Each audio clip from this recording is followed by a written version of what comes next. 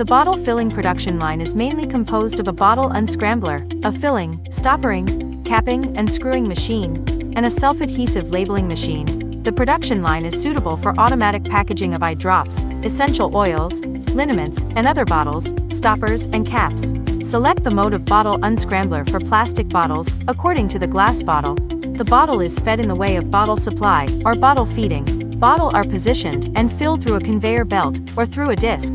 Select single station and double station models according to the filling capacity and bottle type. Automatic filling can be carried out in a disc positioning mode or a linear mode.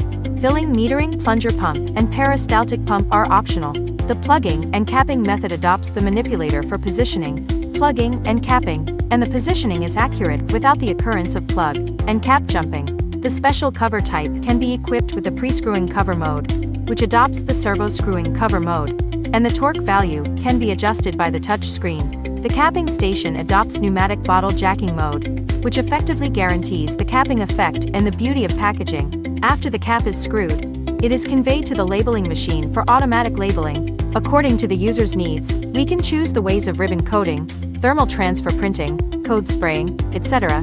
After labeling, we can collect bottles and complete the packaging.